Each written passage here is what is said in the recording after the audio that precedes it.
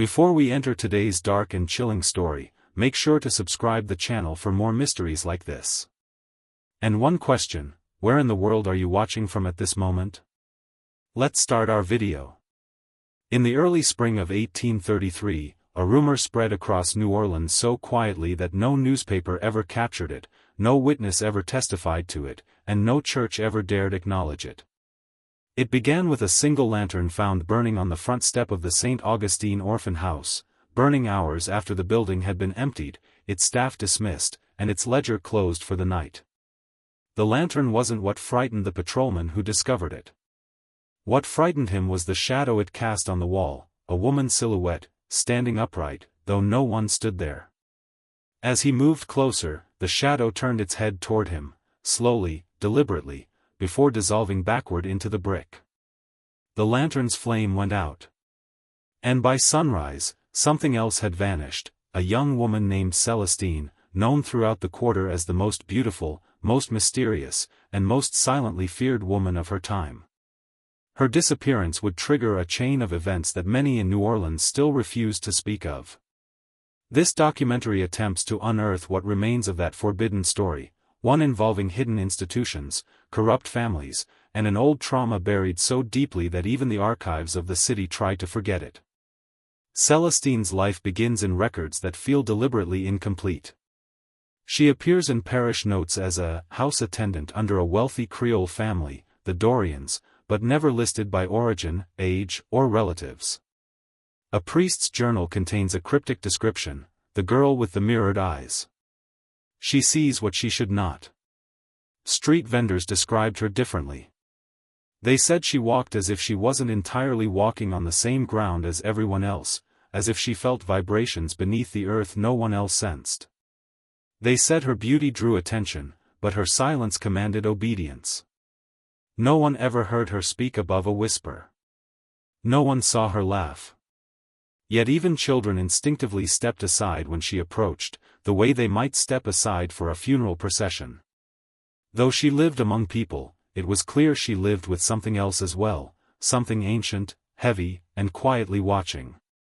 According to the surviving ledgers, the Dorian estate assigned her the unusual responsibility of managing the upper gallery, a long corridor filled with artifacts the family collected from expeditions across the Caribbean and the American South. Masks carved from bone, portraits with eyes painted too brightly, journals written in codes no one ever deciphered. Guests often felt uneasy there, but the family insisted Celestine remain alone in that corridor from dusk until midnight each night. Servants recalled faint chanting behind the gallery door, too soft to decipher, too rhythmic to dismiss. One worker remembered entering the gallery unexpectedly and finding Celestine standing perfectly still in the center of the room, hands at her sides, staring into a painting of a woman whose face had been scratched out long ago. She wasn't breathing, he wrote. And I swear the painting was. The Dorian family dismissed him for making inappropriate remarks, and the incident was never spoken of again. But the true horror began when Father Moret, priest of the St. Augustine parish, attempted to intervene. He had noticed Celestine in church several times, always seated in the same back pew, always watching the altar with a gaze so intent he once felt the wax of the candles thicken as if responding to her presence. He approached her once. She didn't flinch. Instead, she whispered a single sentence he could barely hear, "They're listening through the walls." When he asked who they were, she simply stood and walked away. The priest began visiting the Dorian household to check on her spiritual well-being, but after the third visit, his journal entries became frantic. One reads, "The gallery is not a gallery. It houses something bound. Why is she the only one who can hear it move?" Another, "The family calls her blessed. I fear she is chosen, but not by God." The priest attempted a quiet inquiry with local officials, but no one wished to disturb the Dorians, known for their influence and their generous donations to the seminary. The matter was buried, until the night Celestine disappeared. To understand why her disappearance shattered the quarter, one must understand the final gathering at the Dorian estate 3 nights before she vanished. A storm had been building for days, thickening the air with tension. The family hosted a private dinner for a small group of elite scholars, all associated with a research project concerning the anthropology of inherited memory. Witnesses reported the unusual arrival of crates carried into the house under heavy cloth and the shut windows despite unbearable heat. A servant, later questioned, described faint sobbing sounds coming from the gallery during the dinner, though no one had been sent there. When she pressed her ear to the wall, she claimed she heard Celestine whispering, but the rhythm suggested she was whispering in time with someone else. Someone unseen. Someone whispering back. After midnight, the dinner ended abruptly. Guests exited pale, shaken, and silent. One man vomited in the street. Another left a glove behind, a glove later found stiff with dried salt, though he had never gone near the river. No one ever spoke publicly about that night. But people living nearby reported hearing a scream just before dawn. A scream that came from the gallery, followed by a loud, deliberate knocking on the walls, as if something inside was trying to get out. The Dorians closed the estate for 2 days. Then, as if nothing had happened, they resumed life exactly as before. Except for one detail. Celestine was not seen again. When questioned, family members claimed she had relocated to assist an aunt in Mobile. But an anonymous tip led Father Moret to the St. Augustine orphan house, where he found not Celestine, but her shadow burned into the northern wall of a storage room, as if scorched there by intense heat. The outline was unmistakably hers, the slope of the shoulders, the curve of the neck, even the faint suggestion of her braid. But the head was tilted in an unnatural angle, listening toward the ceiling. The priest collapsed. By morning, the scorch mark had faded, leaving only faint streaks of ash on the floor. The city dismissed it as a coal lamp accident. But the priest's journal recorded something far more disturbing: the mark was not burned against the wall. It was burned out of it. What followed was a silent, systemic cover-up. Hospital records mention an unexplained influx of patients suffering from hallucinations of a woman in the corner. Orphanage registries changed dates and names abruptly. Police patrol logs removed entire nights from their ledgers. Something was spreading, an unease that grew in places Celestine had once walked, especially along the gallery of the Dorian estate. Servants claimed they heard tapping sounds on the walls at night, 3 taps, repeated slowly. The family dismissed it as wind. But one servant swore she saw a woman's faint reflection in the glass cabinet doors, standing behind her even when she was alone. Another claimed that each night the mirrors in the gallery fogged up from the inside. The truth began leaking only when a young academic researcher named Mariette Chasson unearthed fragments of correspondence between the Dorian patriarch and an obscure monastic order operating in the swamps north of the city. These letters referenced a ritual concerning the most receptive vessel, a phrase repeated again and again, as well as warnings that beauty attracts attention, but silence protects the secret. One letter outright states, "She hears the buried choir. If she learns to answer, the walls will no longer contain it." Mariette's research caused panic within the Dorian family, who claimed she was trespassing on private history. But what frightened Mariette was not the family's anger. It was the growing suspicion that Celestine had not been chosen because of beauty, but because of hearing. Reports from those who knew her as a child suggest that Celestine could detect sounds beneath the floorboards long before others heard them: footsteps, whispered arguments, even the movement of insects within the walls. As she grew older, these perceptions intensified. She once told a seamstress she disliked the Dorian house because the house breathes too loudly. But what no one realized was that the Dorian gallery wasn't just a room, it was a chamber constructed around an older, sealed structure buried deep within the foundation. A chamber containing relics from before New Orleans was founded. A chamber designed not to store something, but to muffle it. Celestine had been assigned to that room because she was the only one who could hear what the stones were trying to say. The breakthrough, the moment everything began to unravel, came when Mariette discovered the original architectural plans for the Dorian estate, which included an underground room marked only as the Listening Vault. Local historians had never seen it.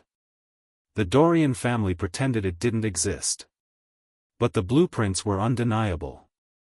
And the vault was directly beneath the gallery Celestine guarded every night. According to Marriott's subsequent interviews with former workers, strange sounds had echoed from that area for decades: humming, faint knocking, rhythmic thudding like distant drums. Workers complained. Their complaints vanished. The house remained untouched.